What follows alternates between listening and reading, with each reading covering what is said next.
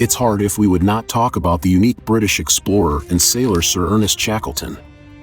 Having gone through many expeditions and hardships, according to numerous polls, he entered the top 100 of the greatest Britons.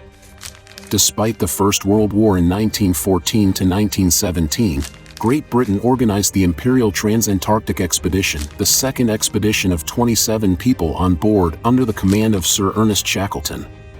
The purpose was to cross the entire Antarctic continent at the narrowest point on a distance of 1,800 miles. Barely sailing from the coast, part of the expedition led by Sir Shackleton on the ship Endurance encountered pack ice in the Weddell Sea in February 1915. Drifting through narrow ice canyons, the sailors were forced to manually cut a path for the brigantine with improvised means. So their progress was very slow.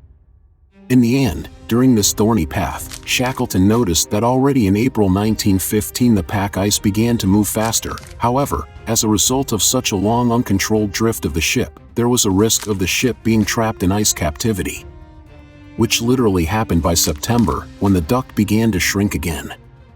On September 30th, the ship sustained what Shackleton described as the worst squeeze we had experienced.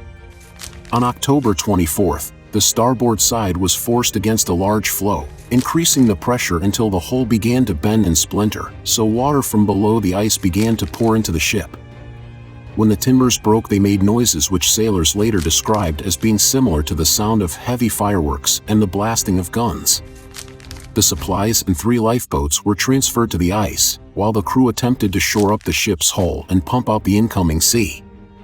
However, after a few days, on October 27, 1915, freezing temperatures below -15 Fahrenheit degrees, Shackleton gave the order to abandon the ship.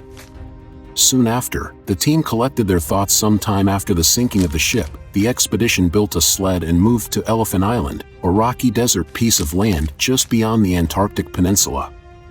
Elephant Island was an inhospitable place, far from any shipping routes. Rescue by means of chance discovery was very unlikely. At this point, no one knew what happened to the expedition, or where they were. Most people assumed they had been killed. Knowing that, a rescue wasn't going to happen. Reaching the island, Shackleton made the decision to take one of the open lifeboats and cross the 800 miles of frigid sea to South Georgia Island, where a small whaling station was located. The strongest of the tiny 20-foot lifeboats, christened James Caird after the expedition's chief sponsor, was chosen for the trip. Incredibly, he landed on the wrong side of the island and was forced to trek over the frozen mountains to reach the station. For their journey, the survivors were only equipped with boots. They had a carpenter's adze, 50 feet of rope, and they had pushed screws into their boots to act as climbing boots. Leaving McNish, Vincent, and McCarthy at the landing point on South Georgia, Shackleton traveled 32 miles with Worsley and Crean over extremely dangerous mountainous terrain for 36 hours to reach the whaling station. Shackleton immediately sent a boat to pick up the 3 men from the other side of South Georgia, while he set to work to organize the rescue of the Elephant Island men. His first 3 attempts were foiled by sea ice, which blocked the approaches to the island. He appealed to the Chilean government, which offered to use of the Elcho, a small seagoing tug from its navy.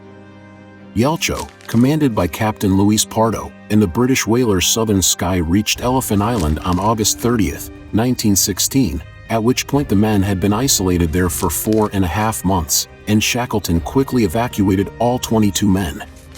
The Elcho took the crew first to Punta Arenas and after some days to Valparaiso in Chile, where crowds warmly welcomed them back to civilization. You should read the interesting book about Sir Ernest Shackleton's called The Endurance, Shackleton's legendary Antarctic expedition, and watch documentary about this survival.